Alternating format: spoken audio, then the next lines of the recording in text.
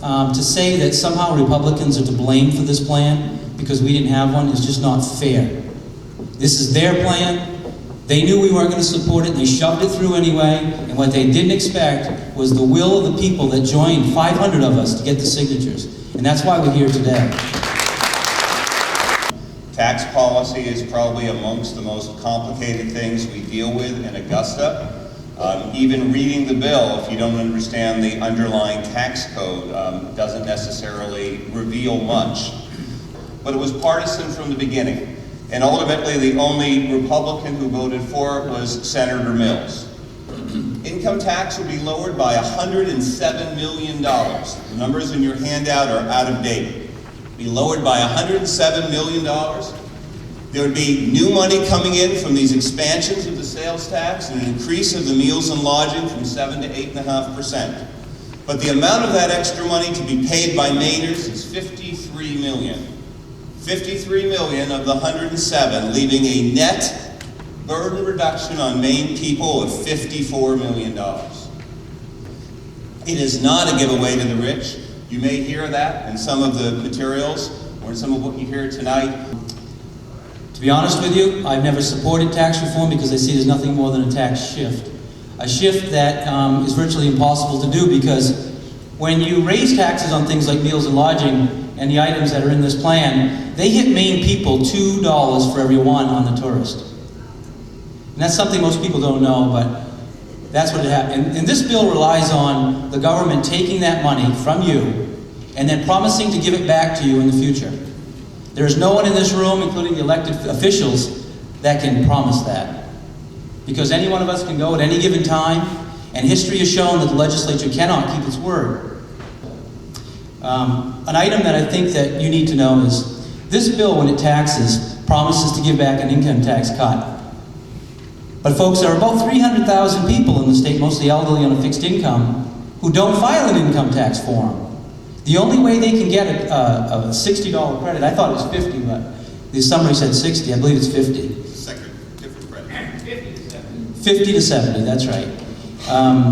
The only way they can get that is to file an income tax form. So I called around a little bit and asked tax preparers what it would cost to fill out an income tax form. And it ranges from $30 to $100 to get your income tax cut. I think there's a better way to do that, and that's not to tax those folks to begin with. No wonder big business likes this bill, because it certainly slices the Achilles heel of their small business competitors. Also, if you're an executive for LL Bean and you're earning $300,000, $400,000, $500,000, I can certainly understand and respect why you would want an income tax cut. But I believe this bill, its tax cut relies on the elderly, the lower income, and small business to pay for it. And that is reflected in the split amongst the chambers. All we heard today was which chambers supported it, Portland, Bangor. We didn't hear that Bar Harbor, Union, and other smaller chambers throughout the state that represent those small businesses oppose this bill. A couple of last things. This bill taxes 102 items. The other side has just recently put out an ad saying, vote no and stop the tax increase. I think that's a deceptive ad. And tomorrow, when we publicly ask, I'm going to publicly ask them to alter their ad and tell people the truth. This bill raises 102 taxes. It taxes by eliminating indexing. Maine United States Census Bureau considers eliminating indexing a tax increase. It taxes 81,000 people by the loss of, mostly by the loss of the deductions. And I guess now Al's going to take the next 5 minutes. Now the real answer is it would take an hour and a half to do a presentation. At those board meetings he talked about, I was not invited to one of them. I'm a Democrat, a CPA with 30 years tax experience. I know 1,000 times more than anyone at that table. I wasn't invited. Break some things up. Revenue neutral. It is not revenue neutral. It will raise $50 million by 2013. The expansion of sales tax will not stabilize anything. You got to look at the numbers. They're looking at $44 million of new service sales tax. Sounds like a lot of money, except when you look at there's $5 billion of total state and local revenue in a year. That's a 1% number. So basically, if you have an IRA account with 100,000 all in stocks and say diversified, you move 1% to bonds, you're now stable. It's ridiculous. It does nothing. It's just a smokescreen to raise taxes.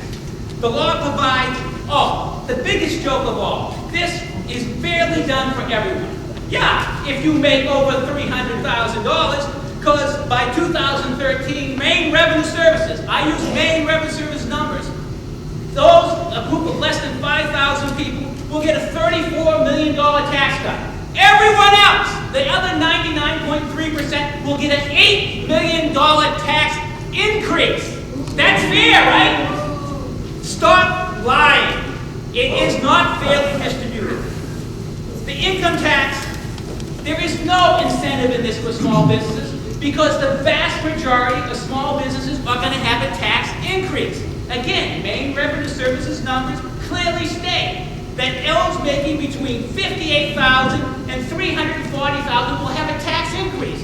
Only businesses making over $340,000 will have a tax cut. Less than 1% of businesses make that much money. And talking about money, show me the money. This is taxpayers. They don't want to do individual calculations because it shows how bad it is. These are people over 65, all these income levels. Every single one of them has a tax increase from the very beginning. Now, if you're under 65, looks good in the first year, 2010, you get up to a $97 refund. Look what happens when you lose indexing. Don't let him lie to you. The indexing was not suspended. They passed a law to increase taxes by $10.5 million, and they did it by getting rid of a portion of indexing. The law said raise $10.5 million. Did not say suspend indexing. Here's the increase for taxpayers under 65. The single people, 20 to 40,000. Every one of them a tax increase. Okay, now I go to higher incomes. 200,000. Even at 200,000, you get a tax increase. Who makes the tax cut? If you make $2.6 million over the 3 years, you'll get $148,000. Or if you make $1 million, you'll get $44,000. Even if you make $300,000 a year, you would actually have a tax increase. This is a giveaway to the rich. He lied. He is an absolute liar. Mr. DeMillo, I would caution you. Al Demillo is a lifelong Democrat who's worked for Democrats. The Maine Green Party is working with us to repeal this law. And I think we have some common concerns with this legislation. First, it's the gimmicks that are within the legislation. I would compare this to giving you a piece of pie and then taking back pieces of it before you finish eating it. Pull it over. Let's assume that this repeal effort fails, and this bill does go forward. One of the greatest fears that Republicans have voiced is that they have real concerns that in future legislatures, these revisions that are dropping the personal income tax rate down will actually come back. Would you support an amended language in that bill that would require any future changes to have a two-thirds vote in both houses of the legislature? No. Not only is it blatantly unfair, it's unconstitutional. You cannot tax out-of-staters differently than in-staters. It will never pass. And the problem is, they're counting on $25 million of revenue. They talk about exporting sales tax.